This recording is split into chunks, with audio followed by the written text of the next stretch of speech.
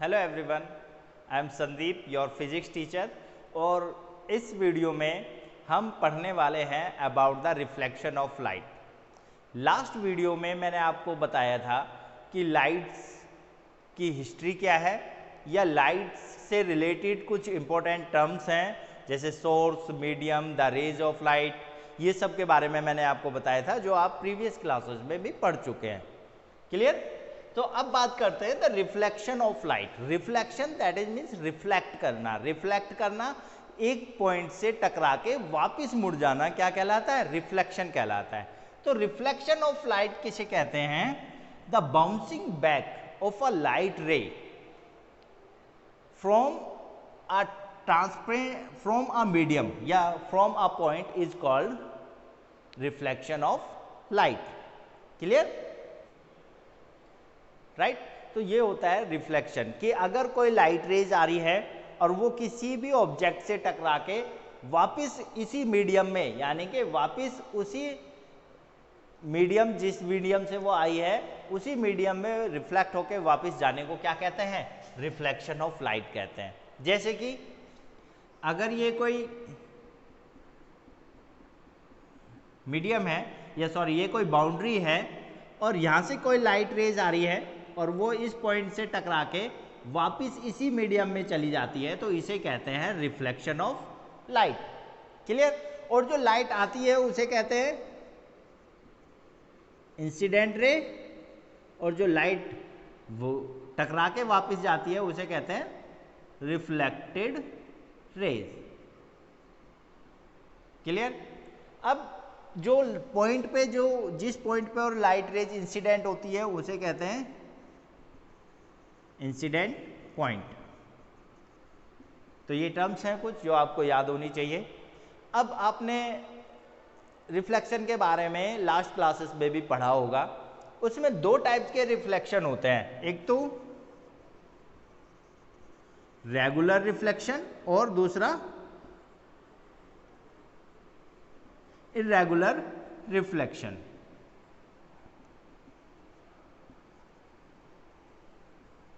तो रेगुलर और irregular reflection क्या होते हैं?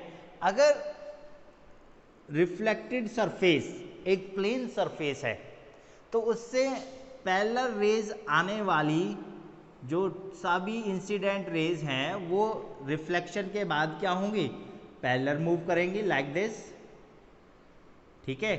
जैसे ए रेज आई तो ए रेज यहाँ से चली गई, बी, ये सी, ये देन बी, देन सी, और ये सभी एक दूसरे के पैरेलल जाती है। राइट? तो इसे कहेंगे हम क्या? Regular reflection. और रेगुलर रिफ्लेक्शन तभी होगा जब रिफ्लेक्टिंग सरफेस क्या हो? एक प्लेन सरफेस हो। इर्रेगुलर रिफ्लेक्शन की लाइट रेज तो पैरेलल आ रही है लेकिन आफ्टर रिफ्लेक्शन ये एक दूसरे के पैरेलल नहीं है। और ऐसा कब पॉसिबल होगा? जब रिफ्लेक्टेड सरफेस क्या हो? प्लेन, एक स्ट्रेट लाइन या एक प्लेन ना हो। तो इसमें क्या होगा? अगर लाइट रेज इस तरह से मूव कर रही हैं, पैरेलल रेज आ रही हैं, ठीक है, तो इसमें जो रिफ्लेक्टेड रेज है वो एक दूसरे के पैरेलल नहीं होंगी। That is the A B C and that was A B and C. तो इस तरह से ये एक दूसरे से मूव कर रहे हैं, तो इसे कहेंगे क्या? Irregular reflection. तो ये सब चीज़ आप इस छोटी क्लासेस में पढ़ चुके हैं। आई थिंक 7th क्लास में आपका लाइट चैप्टर था, उसमें हमने ये सब स्टडी कर लिया है, आई थिंक 8th क्लास में।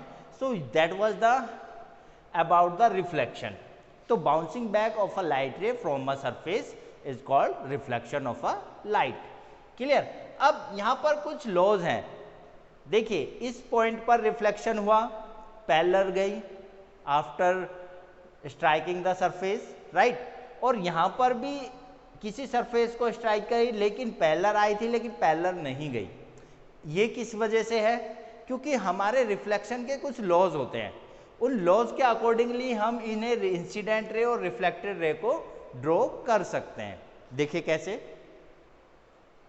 तो बात करते हैं लॉ ऑफ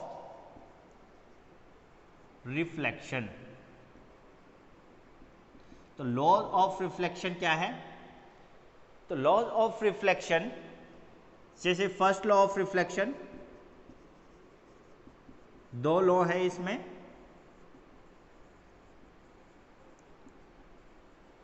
एंड सबसे पहले फर्स्ट लॉ ऑफ रिफ्लेक्शन को डिस्क्राइब करते हैं। तो फर्स्ट लॉ ऑफ रिफ्लेक्शन क्या है?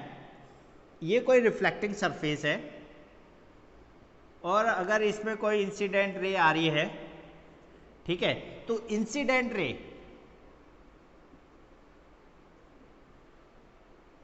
ठीक है जिस पॉइंट पर स्ट्राइक करती है उसे क्या कहते हैं? Incident point. ठीक है, अब इसी इंसिडेंट पॉइंट पर जिस रिफ्लेक्टेड सरफेस, जिस सरफेस से ये आगे टकरा रही है, उससे अगर हम इस पॉइंट पर एक परपेंडिकुलर ड्रॉ करें, उसे कहते हैं हम नॉर्मल। मतलब इस सरफेस से कितना एंगल बना रहा है? ये एंगल बना रहा है 90 डिग्री। ठीक है, इस पॉइंट पर ही हमने ड्रॉ करना है, तो इसे कहते हैं नॉर्मल और इसे n से डिनोट करते हैं ऑलवेज। तो that was the normal and the reflected ray, इसी पॉइंट से हम रिफ्लेक्टेड रे भी ड्रॉ करेंगे। ये रिफ्लेक्टेड रे हो गई।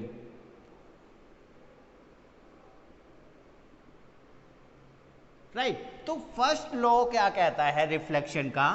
कि जो इंसिडेंट रे है और जो रिफ्लेक्टेड रे है and the normal lies always in a same plane. Same plane that is means हम इन्हें एक ही प्लेन पर ड्रॉ कर सकते हैं। फॉर एग्जाम्पल मैं आपको बताऊं कि लाइट रेज अगर इस बोर्ड के पैरेलल आ रही है, ठीक है, इस बोर्ड के पैरेलल आ रही है, यानी कि इस बोर्ड पर आ रही है, इस तरीके से मान के चलिए, तो रिफ्लेक्टेड रे भी इसी बोर्ड पर होगी, ना कि इससे इस डायरेक्शन में होगी, यानी कि अदर प्लेन पर नहीं जाएगी। ये सिर्फ एक ही प्लेन पर होंगे। और नॉर्मल भी उसी प्लेन पर होगा जिस प्लेन पर इंसिडेंट रे है या फिर रिफ्लेक्टेड रे है। बात समझ में आई आपको? तो फर्स्ट लॉ क्या है? The incident ray, the normal and reflected ray lies on the same plane. ये आप नोट कर सकते हैं अपनी कॉपी में।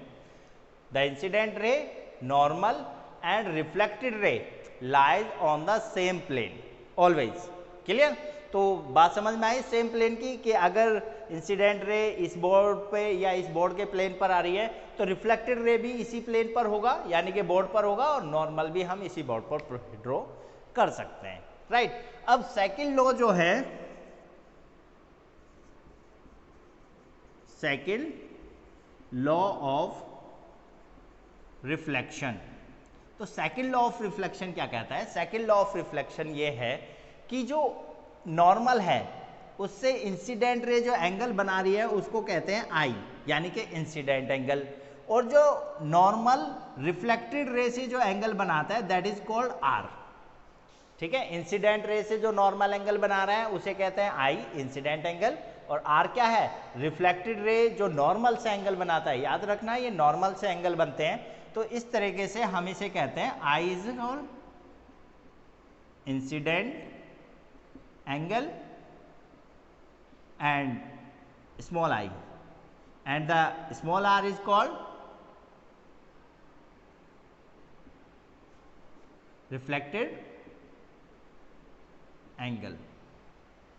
ठीक है, तो according to the second law of reflection the incident angle is always equal to the angle of reflection i. तो इसका मतलब क्या है कि incident angle i reflected angle r के ऑलवेज क्या होते हैं? बराबर होते हैं। ठीक है, इसी तरीके से हम वो रिफ्लेक्शन को शो कर सकते हैं इन्हीं दो लॉज के अकॉर्डिंग। क्लियर? तो these are the law of reflection. अब देखिए समझाते हैं। जैसे इर्रेगुलर रिफ्लेक्शन था, इर्रेगुलर रिफ्लेक्शन में क्या था? ये है, अगर ये दोनों रेज एक दूसरे के पैरेलल आ रही हैं, ठीक है, तो हम इन्हें रिफ्लेक्टेड रे कैसे ड्रॉ करेंगे? फर्स्ट लॉ पे जाइए, तो पहले तो यहाँ पर नॉर्मल ड्रॉ करेंगे, ये नॉर्मल है, ये इंसिडेंट एंगल है। यहाँ पर नॉर्मल ड्रॉ करेंगे तो यहाँ पर नॉर्मल ये है, तो यहाँ पर तो रिफ्लेक्टेड रे ये आ गई, क्योंकि ये एंगल आई और आर बराबर होंगे। ठीक है, यहाँ पर इंसिडेंट एंगल छोटा है तो रिफ्लेक्टेड एंगल भी छोटा होगा, दैट मीन्स ये इस तरफ को मूव करेंगे। ठीक है, तो इस तरह से हम लॉ ऑफ रिफ्लेक्शन को फॉलो करके ही इंसिडेंट रे और रिफ्लेक्टेड रे को ड्रॉ करेंगे ऑलवेज इन ऑल सरफेसेस। किसी भी सरफेसेस पर अगर हम रिफ्लेक्शन शो कर रहे हैं तो ये दोनों लॉज को हमें फॉलो करना होगा। क्लियर? तो इस तरह से आपको रिफ्लेक्शन के बारे में समझ में आया होगा। अदर टर्म्स आप इसके बारे में नेक्स्ट क्लास में पढ़ेंगे या नेक्स्ट वीडियो में मैं आपको बताऊंगा। और कुछ इंटरेस्टिंग टर्म्स या कुछ मिरर्स, रिफ्लेक्टिंग सरफेस कितने टाइप्स के होते हैं उनके बारे में हम आपको बताएंगे। Thank you.